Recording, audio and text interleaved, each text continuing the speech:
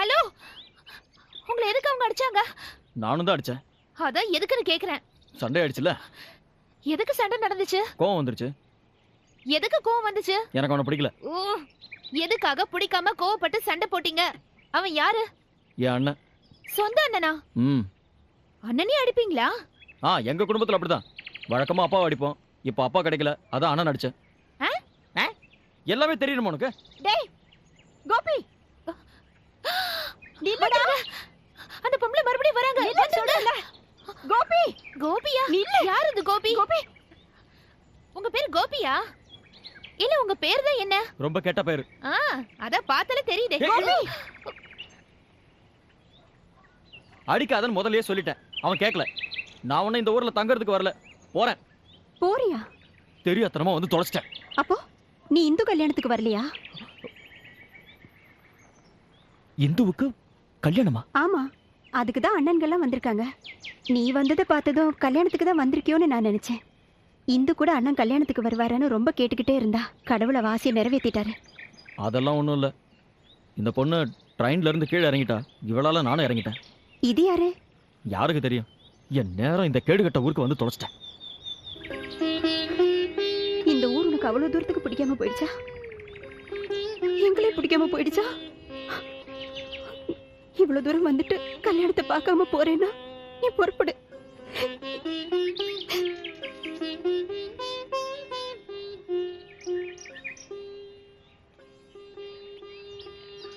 எப்படியும் வியாழக்கிழமை தான் ட்ரெயின் வரும்.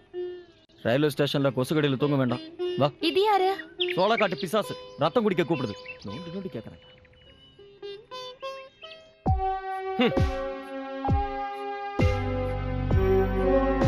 சூதாடி குடும்பத்தை அழிச்சிட்டு இங்க இருந்து போனப்போ இவன் என்னென்ன சொல்லிட்டு போனான்னு எனக்கு இன்னும் ஞாபகம் இருக்கு. அதுவும் கொஞ்ச நஞ்சம் வீராப்பா இவன் பேசினா இவன் தொலைச்ச காசெல்லாம் சம்பாதிச்ச பிறகுதான் திரும்பி வருவான்னு சொன்னான்.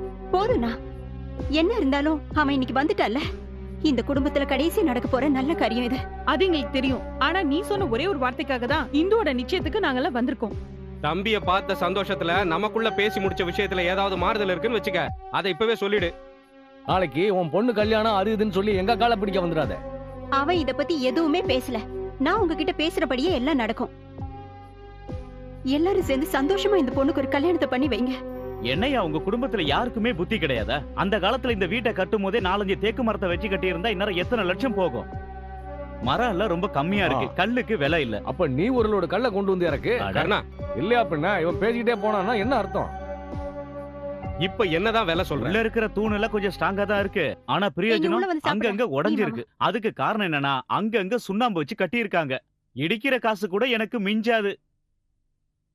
இது பாரு, நீ கேட்ட மாதிரியே உன் சின்ன அண்ணன் கல்யாணத்துக்கு வந்து சேர்ந்துட்டாரு. இவ வளர்ந்து நிக்கிறத பார்த்தா நம்ம அம்மா மாதிரியே இருக்காலக்கா. எப்படியோ நீ இப்பயாவது எங்களை எல்லாம் பார்க்க வந்துட்டியே. இவ ஆள் மட்டும்தான் வளர்ந்துருக்கா. ஆனா குழந்தைத்தனம் மாறவே இல்ல. இல்லடி? இது யாருன்னா? வழியில கிடைச்சது. வழியிலையா? நாம சின்ன வயசுல ஸ்கூல்ல இருந்து வரும்போது வழியில கிடைக்கிற கண்ணாடி துண்டு, சிப்பி, பட்டன்ஸ் இதெல்லாம் எடுத்து பேக்ல போட்டுப்போம்ல.